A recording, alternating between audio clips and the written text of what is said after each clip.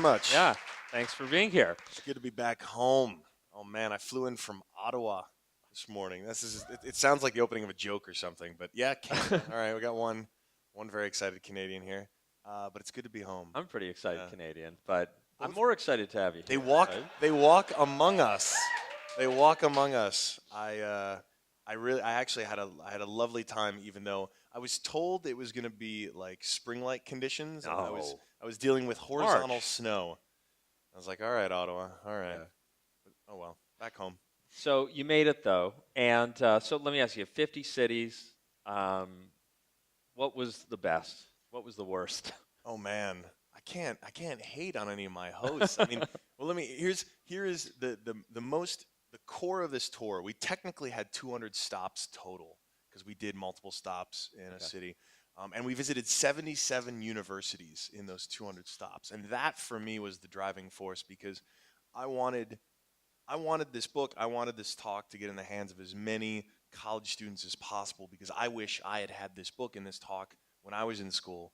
And I tell you, I mean, we had maybe 800 kids at Ohio State University packed into an auditorium on a very cold night when they should have been doing something way more fun, because they are that excited about entrepreneurship. Yeah. Forget Stanford, sorry. Forget MIT. I mean, really, like across the country. Yeah. And some of it's just out of necessity, because of course our generation doesn't have all those jobs waiting for us like we were promised. But some of it's also opportunity, right? The fact that you just need a laptop. You don't need to open a factory to change the world. You need to open a laptop. That's a really big deal, and it's great to see it nationwide. It's pretty cool. And I can attest as well, having gone to actual business school, that your 2 chapters here on Startup Business School probably would have saved me a lot of time and money. And they're pretty great. That's a testimonial. I'm going to quote you on that. They're fantastic. Yeah. Well, thank you. And I'd recommend, by the way, if you haven't picked up the book already, pick it up. We had a bunch of free copies tonight. They're gone already, but if you don't have the book yet, you've got to buy it. But so let's talk a little bit about the book and your background and everything like that. And then what I'm going to do is we're going to chat up here for 40 minutes or so, and then we've got mics here. We're going to open them up. Would love any questions that you've got. So let's get going. So one of the things, I want to talk about everything here, but I think it was really interesting to me to read about how you got into the tech industry in general. I mean, obviously you were into computers, you were into games when you were growing up. Mm-hmm. You became an entrepreneur at university, sort of accidentally, right? How did this whole thing get started for you? I was lucky enough to get an internet connection and a computer of my own in middle school. Back then it was a 486 SX.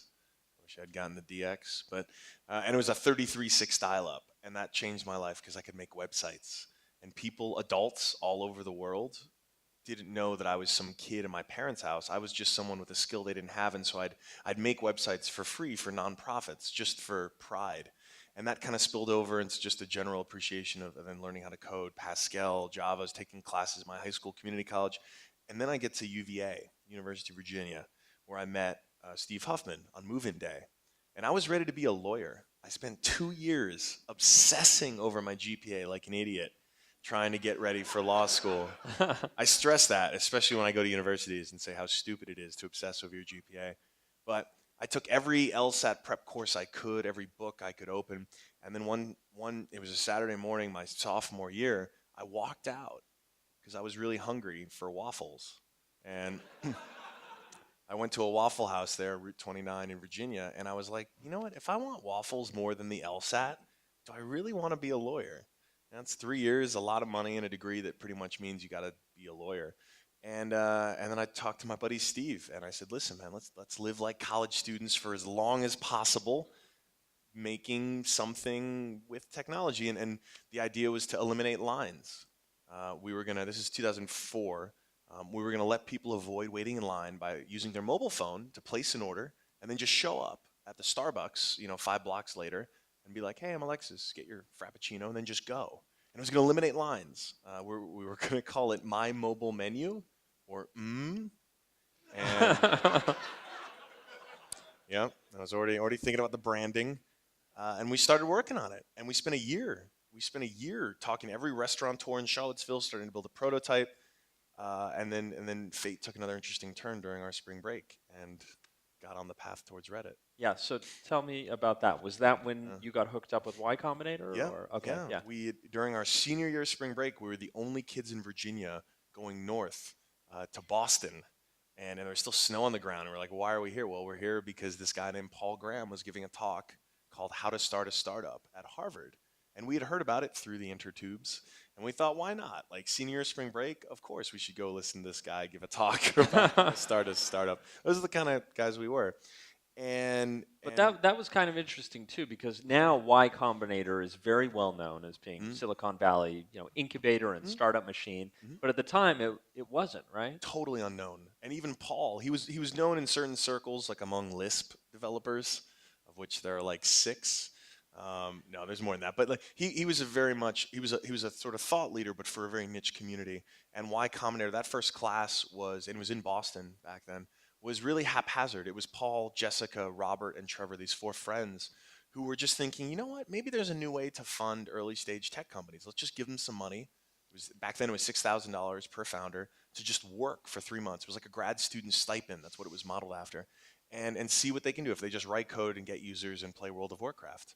And we both hit 60 that summer, and we like that was the level cap back then, by the way, just to be clear. We we had this opportunity, and YC saw it before anyone else. But I'll tell you that the first demo day, now it's like, oh, Ashton Kutcher's here. There's Joe Montana. There's investors from everywhere. Back then, it was like 12 of Paul's rich friends, and they were just like 12 rich dudes from Boston who were just like, what are we doing here? Yeah. You offered me some cheap wine and some olives. Yeah, like there wasn't.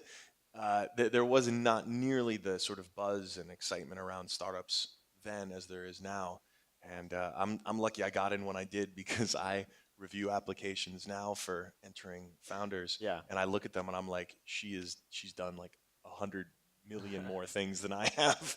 Like our application, Steve and ours would have been laughed at if it applied today. Did you get in right away? Funny you ask. Well, was such a good idea, right? Obviously we got in. We met with Paul afterward, and I approached him I told him, I was like, we came all the way from Virginia, and I think he was shocked we had trains. And he was like, you came all the way from Virginia? And I said, listen, it'll totally be worth it. Totally worth the cost of buying you a drink to get your opinion on our startup. Like, we've started it, we're going to do this thing, and we'd love to talk to you. He gave us an hour of his time. He said he loved the idea, and then 2 weeks later, he announces Y Combinator, and we thought, perfect. We're going to apply. We'll get in. This will be great. And we went up for the interview, and we killed it. This is probably the best interview we've ever given in our lives. Everyone was digging it. That night, we went out to drink, to party. We were celebrating. Yeah. And we got the call, and they said we were rejected. And it was good that we were already drinking, because then we could segue into misery drinking. And that sucked, because it was the first time. I can't speak for Steve, but I'm pretty sure it was the first time we'd ever really been rejected from something we really wanted. Yeah. And when you've got 8 participation trophies for everything you've ever done, it's a blow. And that night we met. I always love telling this part, because we met a couple of Harvard students who were also drunk, but they were celebrating because they were seniors and they had just gotten these great job offers at Lehman Brothers. Don't really know how that worked out for them, but they were buying drinks for everyone and kind of being asshats. And then they came over to us and they were like, so blah blah. And I out of like insecurity and drunkenness, told them like, oh well, Steve and I are starting, and yes, we're starting a company that's going to change the world, and we just got into this thing called Y Combinator, and I felt like such a tool when that lie came out of my mouth. So we kept drinking, and also the alcohol is not a solution, okay, guys. Technically it is a solution, but you know what I meant. The next morning,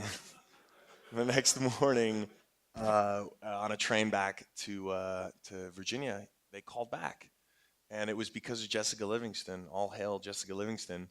That they said, listen, we still don't like your idea, but we like you guys. And if you're willing to change your idea, it's too early for mobile. It's 2005 at this point, and so the smartest phone was like a BlackBerry. right? Too soon, right? Yeah. A Yeah. lot of Toronto. Canadians in the room. Toronto. Oh, you should have heard the moans of agony and despair when you joke about BlackBerry in Toronto. Sorry. I loved my BlackBerry for a couple years there. Anyway, the app market wasn't there, Yeah. right? It was just too early, and they said build something in a browser that solves your problem every morning. And what that ended up being was Reddit. So you went back to school, and did you immediately start coding, or what happened? I mean, Well, we you and had Steve, right? Are you guys living together, or? Yeah, we're living together. We'd already spent a year and a half with My Mobile Menu. So we had business cards, we had a company incorporated, we had a whole business plan. I'd talked to every restaurateur. We had a fledgling prototype. We just scrapped it all and then just hung out for the the last 2 months of our college lives. We didn't do any work on Reddit with the exception of a mascot. So we showed up at Y Combinator with Yeah. just a mascot, Yeah. which is not the right order of operations at all. I think we had made a really janky prototype, like a really quick mock-up of what it might look like. But then we started fresh on like June 1st. Steve and I moved into a little apartment we rented for some tough students in Medfa, and got to work. Okay. Yeah. And so, how did it go from? How did Reddit go from an idea in this apartment in Medford Yeah, there, right on. to, I don't know if I just said it right, to top 50 global website? Stickers. I'm very fond of telling people Mascots. $500 in advertising is all that we have spent. It was on stickers. No, that is true. But 3 weeks after we started YC, we got this threatening email from the partners saying, "You haven't launched yet. It's been 3 weeks. Like it's either because you're incompetent or you're waiting too long for it to be perfect. And either way, you're hosed." And so we're like, "Well, we don't think we're incompetent, so we just put it online." And it was just this very simple rudimentary list of links, voting. There wasn't even comments back then, and we just thought, all right, well, let's try to see if anyone wants these. We emailed all of our friends. There's no social media back then, right? So launching Hitmonk in 2010 was a whole other experience. This was '05, and so instead you just email your friends, and 2 of them actually use it. And then to supplement the lack of friends you have, you come up with different usernames. And Steve and I, for the first, I'd say 2-3 weeks of Reddit, it was all submission. Nearly all, 90% of the submissions were me and Steve using different usernames.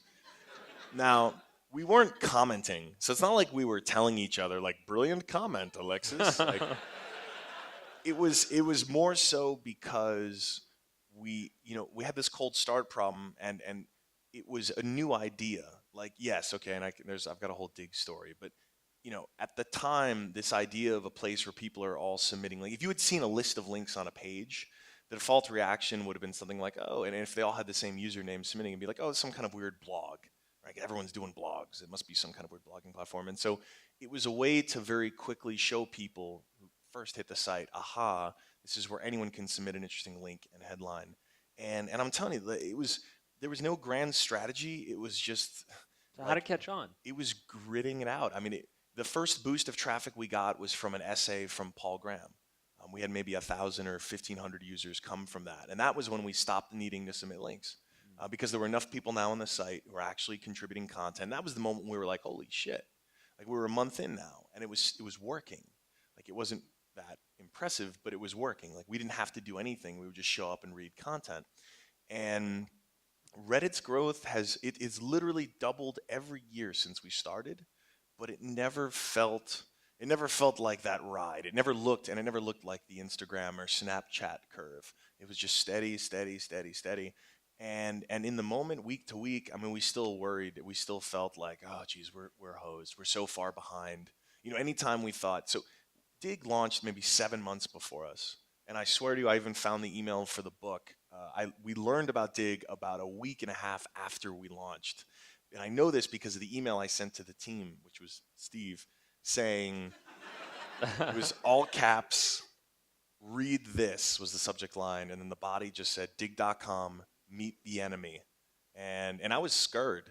I mean, that's very clear. I did not say scared. I'm talking next level. Like we here we were. We had just graduated. We had no idea what we were doing. We finally put this thing out in the world, And here was this competitor that had been around for 7 months, was doing something similar. They knew how to use CSS. We didn't. They had millions in venture funding. They had a celebrity who announced it on his TV show. We were just a couple of nobodies with 12 grand, and they were in the Valley. Oh, right, and we were in Medford, or Medfa, and we were. I mean, like I said, it was intimidating, but we had great advisors and people who just said, "Don't pay attention." And the one thing we got right in those first 3 months that made the biggest impact was we realized, and this was, I should say, Steve, because he beat me in this debate we had. He realized that if Reddit was going to grow and be what we hoped it would be, this platform for online communities, it would have to be that. It would have to be a way for someone to spin up a forum, a community, a subreddit, where people could share links and have discussions. Dig's fatal flaw was it was always one front page, which always had one community. It would always have a ceiling of people who would find that one front page interesting. Even though it had different sections, what makes Reddit unique, and I mean, again, we're standing on the shoulders of giants. I mean, web form software has been around for forever. But is that, so the Nets recently beat the Heat because the Heat suck. And you know where my allegiance is. So you could take a look at that article, right? An ESPN story about the Nets beating up the Heat again for the third time this season. And if in a world with sections or tags, which is how Dig and actually how I was thinking the site would grow, someone would submit that link and tag it Heat, Nets, NBA, for instance. And those people with those three different interests would all come to the same link and have the same big comment thread. So a Nets fan would be arguing with a Heat fan, would be arguing with some just general NBA fan. What Steve realized was that what made these things special was that they would form three distinct communities. I mean, it could form, infinite. But in this instance, you would have a Nets subreddit, or Go Nets, by the way. It needs some work. But you'd have a Miami Heat subreddit, and you'd have an NBA subreddit. And now that same link could have three very distinct and different discussions, because all the Nets fans would be talking about how great we are and how we're going to make a playoff run. The Heat fans would just keep talking about how great LeBron is in spite of data. And then the NBA subreddit would just be like, whatever, who cares?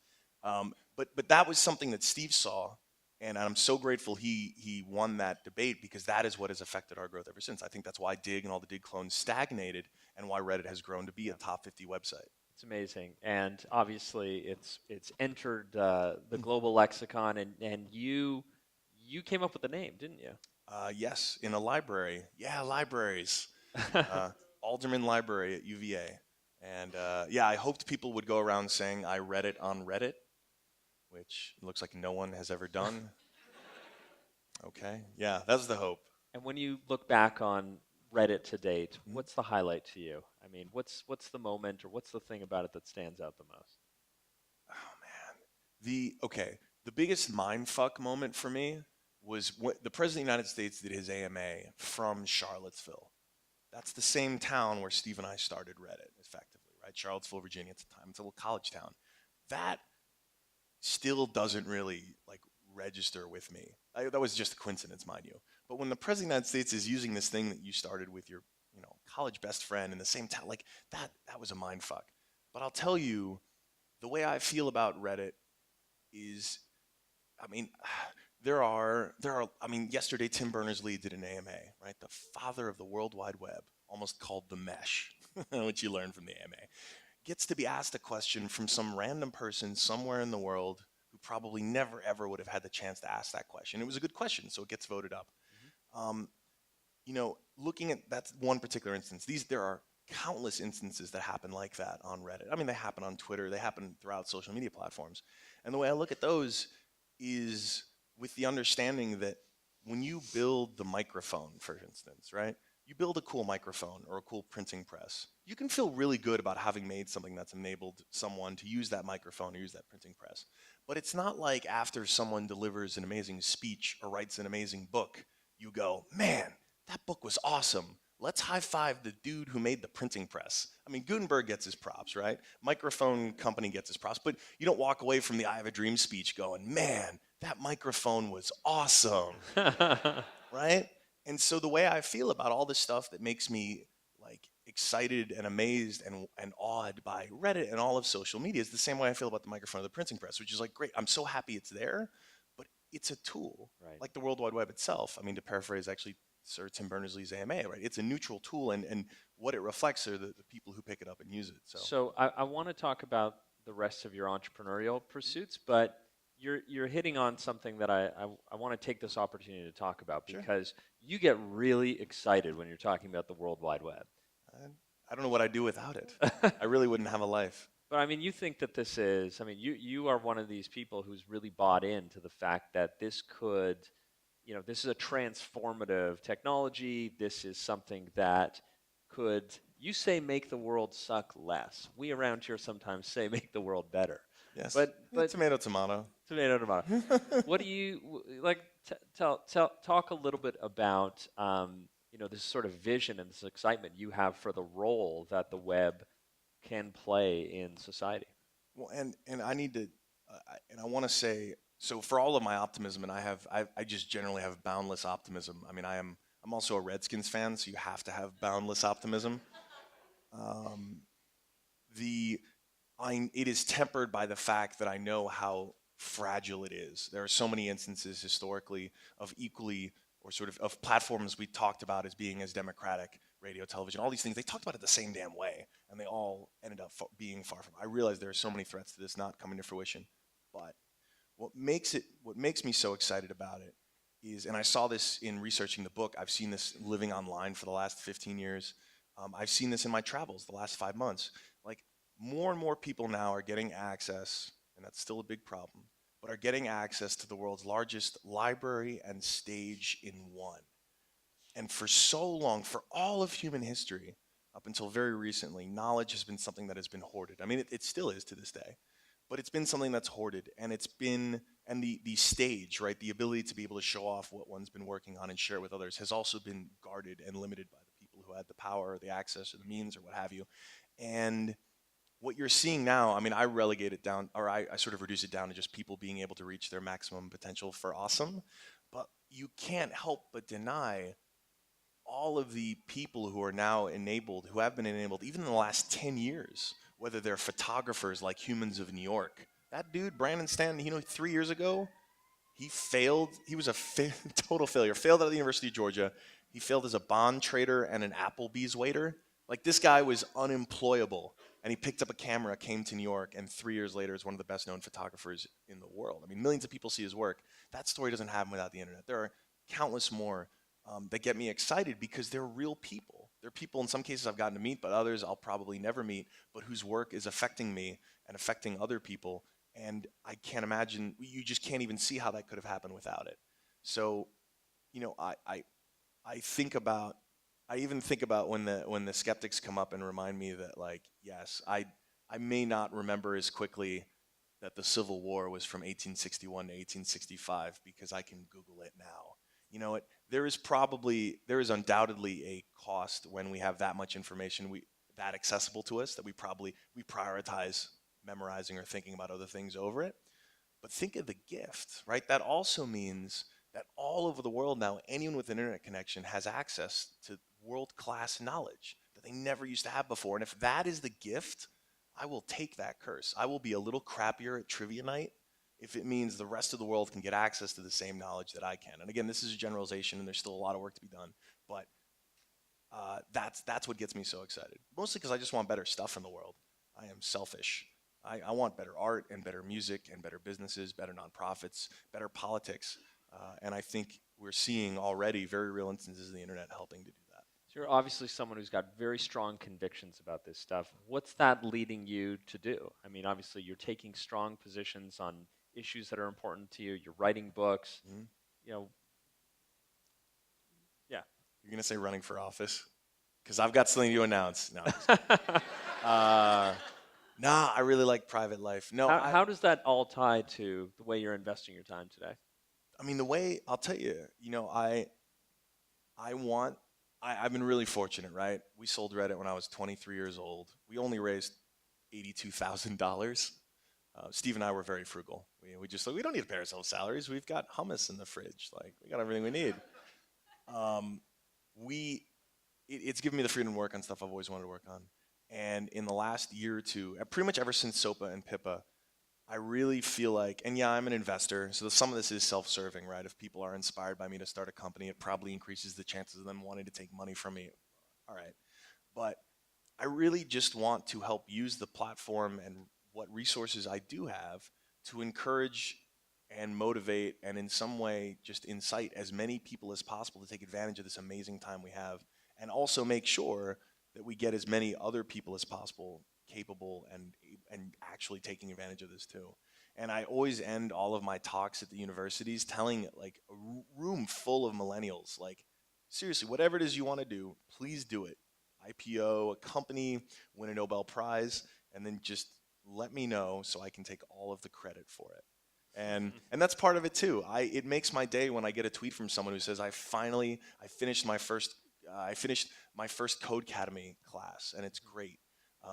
Or a lesson. You know, I finally shipped my Android app. Here, take a look. Or my Etsy store is finally online. Like, that's awesome. Yeah. And I don't get anything from it other than tremendous amount of pride. And I'll tell you, it feels really good because one of those is going to become the next AppNexus. And then I'm going to be like, yep, that was me. What I mean, obviously, you've had successes as an entrepreneur, as you mentioned. You sold Reddit. You've got Hitmonk going, and you're a prolific angel investor as well. What's your investment criteria? What helps you determine whether something is a business you want to start or something that you want to invest in?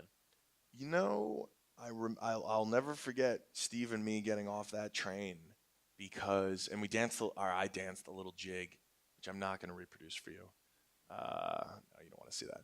And because it really fulfilled that cliche I'd always heard about, oh, you invest in people, not ideas. So yeah, especially for such an early stage, for as early stage as I look, it's founders. A founder, you know, she'll be a founder who kind of scares me, not intimidates me. Like I'm gonna be like I'm feeling threatened, but like scares me like I'm gonna like FOMO, like fear of missing out. Like no matter what, no matter what gets in her way, like she's gonna win. And of course, it's going after a big market, billion-dollar thing, blah blah. But a lot of it comes down to what have you been able to build? Does it show signs of traction? And going through that process is never easy, right? You fail 100 times, you go on 100 different pivots. Back before we called it failures, but you go through 100 different pivots until you get something with that traction. And what does that demonstrate? It demonstrates the relentlessness. It demonstrates the fact that you can hit the wall and not keep running into the same wall, but look around the corner or be like, hey, we could make a ladder or find other ways around it. And so it's not just blind tenacity. It's like thoughtful and nimble tenacity. But look, and again, it's I might be a terrible investor. I still don't know yet because I've only been doing it for like 5 years Right. now, and so I still don't know. But Y Combinator has certainly given me front row seats Yeah. to plenty of other companies, and the one thing I can guarantee. So I remember Drew Houston, the founder of Dropbox, when he was like the nice guy who was working on the dead end SAT prep app, and I remember the Airbnb team when they just were struggling. Okay, none of those founders at no point was I ever like, yep, $1 billion CEO one day. Really? Never, never. And what I stress to people, like I said, Steve and I had no clue what we were doing, but no one really does. Like, it might be easy to go back and sort of paint a picture like, oh yes, as soon as I met Mark Zuckerberg, I knew he was going to change the world and the way humans connected. But like, if you're really honest, you'd be really hard pressed to admit that with truth. I think there is just this. It's just this acceptance that like no one really does know what they're doing, but figure it out. We're all hacking it, right? And expertise and experience help. But all those founders that you see go off and are having even bigger, much bigger, and much more successful companies than I, also seem just as helpless and just as confused, except they persevered through it, and there was luck and there was all those other things that make it happen. But it's not like there was this aura and they were just floating around and everyone was like, yep, let's just get out of his way, he's just gonna take over everything. What inspired you to write the book? I love the smell of books. I really do love the smell of books. I Could have bought one. no. Yeah, all right, well, it had happened. I had gotten a weird Facebook request from an editor after my TED talk about Mr. Splashy Pants, Oh yeah, I which read was about that. weird because it's like it's a. Tell us the story of Mr. Splat. That's a good one. I mean, this was one of the. I just like saying Mr. Splashy Pants. Uh, it was one of the first times that we had really seen something bubble up, at least on Reddit, and I think, well, I would say more broadly in social media, but Greenpeace ran a campaign to name a whale. They had a bunch of really smart names, and then they had Mr. Splashy Pants. And the internet, specifically a commenter, a submitter on Reddit, was like, we should vote for this one because it's hilarious. And Greenpeace was not amused. They reset the campaign and they were like, no, take us seriously. That was a joke. And so the internet, undeterred, or actually now motivated, voted Mr. Splashy Pants in by a landslide. And at this point, Greenpeace was like, all right, fine. They won, ruined our poll. And then something interesting happened because people who didn't even care about humpback whales started talking about Mr. Splashy Pants because they just liked the name, because they wanted to hear like their news anchor say Mr. Splashy Pants. And it turned out this is a really valuable thing for Greenpeace because it started to catch on. They started making, back when Cafe Press was a thing, like they would make Mr. Splashy Pants t-shirts and mugs, and then it started snowballing. And within, I think, a couple of months, the Japanese government, which is why they were doing this campaign, called off that year's humpback whaling expedition. And so I don't know correlation, causation, but what was clear was something very unique happened. They had been fighting this campaign for years. And the time that they actually were able to at least get it called off for a year was because they acknowledged that they didn't control the message anymore. They never did. No one ever controlled the message. It was just a lot harder for all of us to coordinate how we felt because the water cooler wasn't huge. Now it's huge and it's real time and it's global. And the lesson for Greenpeace was that if they ever, or any one of us, if we have a message and want to get it beyond our base, right, beyond the people who already are drinking the Kool-Aid, we have to know that our message is not ours, and it never was to begin with. In the past, you could whitewash with PR. In the past, you could squelch dissenting opinion because, what are you going to do? Call the Better Business Bureau, right? But now, more than ever, we have a chance. We have a platform because of social to have these things bubble up. And I don't know. It somehow turned into a book offer, which, to answer your question, I didn't take them up on until SOPA PIPA, because I realized watching those House Judiciary Committee meetings and hearing these representatives speak so ignorantly about the internet, Yeah. like it hurt. So let's talk about that for a minute, because some people may not be familiar with SOPA and PIPA. Mm-hmm. So can you just give the background, like what was that chapter, and how did you get involved? I'm going to try to do this as objectively as I can.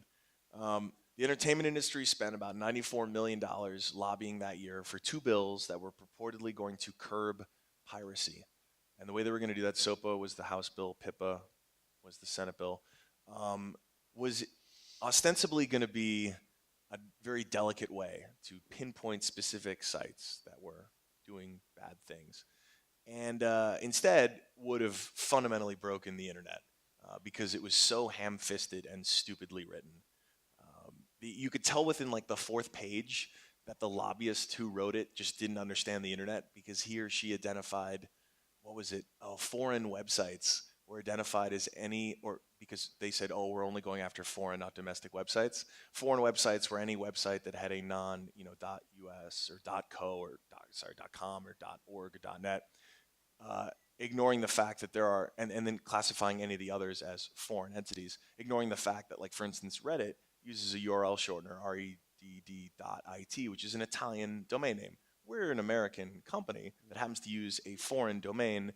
Within the fourth page of SOPA, it was very clear that we would have been classified as a foreign website. So, like, from the fourth page, it's like, oh, geez. And it just got worse. Okay. So, bunch of people, EFF, Fight for the Future in particular, Demand Progress, a bunch of organizations that have always been on the front lines of this said, whoa, has to stop. And I got involved because some friends of mine at Fight for the Future said, hey, we're going down to Washington and we could use an entrepreneur down there. And I was like, come on, this isn't that big of a deal. Like, this stuff, it comes up, it'll go away, it'll be fine. They're like, no, really, everyone in Washington says it's inevitable. And then that was when I read the bills and I was like, are you serious? Like, really? So went down to DC, started meeting with senators and representatives, and realized this is the fight that I have to be in. And what amazed me was over the next few months, countless people, hundreds of thousands, if not millions of people, started coordinating online. And you can see Yochai Venkler did an amazing job with all the data behind this. And you can see it truly was a leaderful movement where you had different, it was Boing Boing one day, and then a subreddit one day, and then Tumblr another day, and then Susan's blog the next day that was sending all this traffic and attention and coordinating all these things without any top-down organization. And 4 or 5 months later, we were protesting in front of our senators and representatives' offices. Hopefully, some of you guys were there here in New York, or as our senators' offices here in New York. And then on January 18th, the infamous blackout day, a bunch of websites went dark, including Wikipedia, Reddit, Tumblr, a number of other websites. And a bunch of Americans picked up a phone and called their senators and representatives and scared them so much that in the face of an inevitable bill that had bipartisan support, money up the wazoo from lobbying, they all flipped overnight. And they had never seen anything like it before. And it was a bunch of Americans saying, do not vote for this, do not break the internet. And we won. And we did what was a bills that were at one point inevitable, that's what they said in DC, became unthinkable. Yeah. And it became this phrase that still exists in Washington about don't get soaped. And it's great. I mean, I have senators asking me, like, what's the button you press in order to make the internet, like, to make all these people call me up and write me letters? And it's like I don't want to disabuse them of that notion, but like, there's no button. Like, that's the gift and the curse of it is right there. Yeah. This is a distributed network, but if we can move it, if we can get it going, it's an awesome story. So SOPA and PIPA didn't go through, no. But you don't think we're out of the woods yet? No. Oh man. It's been a rough month and a half. Actually, it's been around almost been around for years since the Snowden revelations. You've got NSA surveillance violating our online right to privacy. You've got the Trans-Pacific Partnership, which is still doing whatever it's doing behind closed doors. We have no idea. We have Comcast and Time Warner possibly creating one of the worst companies ever. I hope you all saw the Funny or Die, or is it College Humor ad for Comcast that basically is like, we're Comcast. We don't give a shit. You should all Google that. It's hilarious, and it's so true. And then, of course, the blow to net neutrality that came from the federal courts. There's still so much work to be done, and it's I don't have an easy answer for it. I don't. I can say, hey, no pressure, everyone. It's up to us. That's part of it. The other part of it is, and my buddy Nilay Patel over at The Verge wrote a great piece called "The Internet is Fucked." But then don't worry, at the end he tells us how to unfuck it, and I'm quoting, okay, and he talks about now the FCC, because what's so bizarre is we live in a world where for so many, I think the vast majority of Americans would agree, we should all have at least a reasonable chance at something like electricity, right? As we want to believe that every American has a reasonable chance of getting electricity. Why not also the internet? We all sort of understand this thing as a utility that we pretty much can't do without. And yet we have millions of Americans, and this is not even forget net neutrality failing and us getting like tiered internet where you get Bing search for the base package, and if you want Google, it's an extra $30 a month. Like, that's a whole nother nightmare scenario. I'm talking about the fact that like millions of Americans right now don't even have broadband because they live in rural America. Millions more have to take their kids to McDonald's for free Wi-Fi. Like, that's crazy. That's crazy. In 2014, my fellow Americans have to, like, that's absurd. And there's a solution for this. And right now it's in the hands of the FCC unless Congress can do something, which doesn't seem like they are capable of. They're setting a historical record for the least productive ever. So call the FCC. Follow Nilay's orders because he's on the right course. But like I said, there's no easy answer for this. It's going to be. Is there a call to action though? I mean, you've got 300 people here. Oh yeah, no, really, call the FCC. Call the FCC. Do not let the FCC be. Call them up and let them know. Yeah. So I'm going to open it up to questions in about 3 minutes. There's a mic over there, and so just go line up if you want to ask a question of Alexis. But while we're waiting for the line to get set up, Let me ask you, what's the toughest lesson you've learned along the way? Oh man, really? All right, all right, all right. You know, no, the it's the toughest and the best lesson that I learned. Okay, so um, like 3 months into Reddit, my mom was diagnosed with terminal brain cancer, and I had had a really fortunate life up till that point. Two loving, middle class, awesome parents. Like I figured at some point, like shit was gonna get real. Like at some point, there'd have to be something, and that really that affected all of us. Obviously, my mom the most. What it did for me though, and she spent the next 3 years fighting that until she finally passed. But what it did for me though, and it was the toughest lesson, was help me at 22 realize just how fragile life is, and just how fortunate I was to have an amazing mom and dad, but especially a mom like her. And it imbued me with an appreciation for mortality that I hope most 21-year-olds never have to experience. But I tell you, it did so much good for me, and I can only look at the positive of it, because I still try to live up to what she did for me. I probably never will, but it really helped put in perspective my hardest days as an entrepreneur, because I'd have, every entrepreneur has those shitty days. You just wake up and you're like, oh God, the company's doomed. The company's doomed. But then I'd wake up and I'd look in the mirror and I'd be like, the worst thing you're going to have to do like, what is the worst thing you're going to have to do? Are you going through chemo? Are you holding your wife's hand while she goes through chemo? Like, no. And that is, like I said, it's something I wish I could drop it in everyone's head without ever making them have to go through all the other shit. But that was it. And so to this day, I really try not to ever have truly bad days, because I know it's really not that fucking bad. And it gave me an immense amount of perspective, and I think appreciation for the limited time that I have, that we all have. And so, I hope I can make the most out of it. But that was the biggest struggle. Thanks for sharing that. Let's open it up. Um, Hey, Alexis, thanks so much for coming. Really appreciate it. Look forward to reading the book. You look like the kind of guy that likes to party on a boat, so I just want to put in a plug for a Tectanic on April 25th, put on by a bunch of AppNexians. Dude, April 24th is my birthday. I could just carry that right over. Yeah, I think so. And Right. proceeds will go to support technology and entrepreneurship in Cuba, actually, which segues into my next Can we go to Cuba question. on this boat? Soon. I hope. Yeah. All right. Okay. But yeah, I'm just interested in kind of your take on closed societies and how this technology can empower freedom of expression in closed societies like Cuba, 90 miles away, North Korea, Egypt recently, Middle East, things like that. Yeah. Okay. Wow. All right. So I don't know anything about Cuba. I know I don't know anything about North Korea. I have a limit. Okay. I was really lucky to get invited to Egypt about a month or two after Mubarak fell.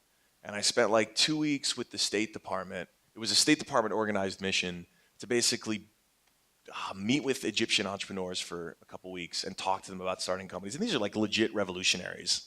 Like, forget the magazines about blah, blah, blah is revolutionary for making pies deliverable overnight via mobile phone. Like, legit revolutionaries. And if you're doing that startup, I'm sorry. But I love pie, though. And tomorrow's Pie Day anyway. So there is undeniably, and you hear it from them, right? You can see very clearly what a difference it made to be able to share images. I mean, you're seeing it right now, Turkey, Venezuela, Ukraine, what a difference it makes to be able to share these images and tell these stories without anyone's permission. I think, sorry. What I hope, though, as Cuba opens up, and it's clear our relations are finally, thankfully, warming, is software can be an amazing way to leapfrog in an economy, or to jump ahead in an economy. Israel is an often used example of this. but one of my favorites is Estonia, because here was a country behind the Soviet or in the Soviet Union that I think 15 years after the wall fell, no, 10 years after the wall fell, produced Skype, right? Like those were Estonian developers who built Skype, right? That, when it was sold to eBay, that was the first time, was worth about a tenth, you can Google this, of the entire GDP of the country. Like that's crazy, but that's software, right? And now Estonia is going full on K through 12 education in that country. That country was behind the Iron Curtain a few decades ago. And to see the progress they've been able to make, when I look, so I'm Armenian, and I spent some time there, and I can't get enough nerds in Armenia. I can't encourage enough computer science there, because I think, especially for such a resource-poor country as it is, it's a great way to jump ahead economically. But look, there are big problems to solve here, and I generally think as more people, especially when they've been living in repressive regimes, get access to more power, the people that is, it's a good thing. But again, I'm not a Secretary of State. But I really just want to go to Cuba without having to do the whole Canada. So if we can make this happen, then all right. Thank you. Hey, how are you? I'm Brian. Hello. Hey, so my question is about the recent net neutrality decision that was struck down. So my original thoughts when this happened was I thought it might be a good thing because it might force the FCC to classify ISPs as common carriers. Yep. I'm curious. Am I just being too optimistic? I'm curious how you think this battle is going to end and what people can do to help this out. There is a part of me that wants to believe that too, because that's still a path, right? And it's going to take the FCC to be like, all right, listen, here's what we meant. This is common carrier status. Like, let's treat this like a bunch of dumb pipes, like we know it is, and make this a utility.